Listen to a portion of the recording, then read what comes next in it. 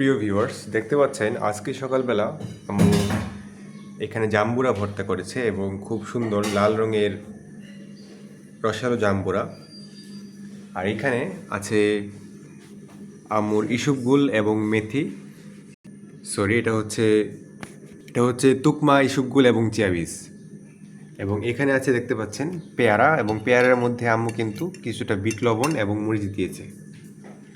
এটা হচ্ছে আম্মুর স্পেশাল টোস্ট। এই টোস্টগুলো আমার আসলে প্রিয়, এই জন্য আম্মু নিয়ে এসেছিলো। এবং এখানে আছে চা।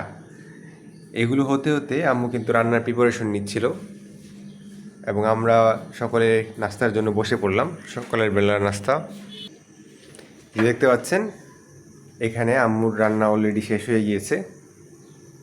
এইখানে আছে ইলিশ মাছ দিয়ে পটল এবং সাথে আছে একটু মরিচের ভর্তা। এখানে দেখতে পাচ্ছেন এটা হচ্ছে শুকনো করে ডাল ভুনা, এবং এখানে হচ্ছে কই মাছের ভাজি। আর এই যে দেখতে পাচ্ছেন আজকে কিন্তু বৃষ্টিটা একদমই কম ছিল, হালকা হালকা বৃষ্টি, এবং দিনটাও কিন্তু ওই রকম তেমন একটা খারাপ ছিল না। এবং সর্বোপরি দেখতে পাচ্ছেন এখানে হচ্ছে আমাদের সেই স্পেশাল গাছটি লাকি ব্যাম্বু, যেটা আমরা গতকালকে লাগিয়েছিলাম।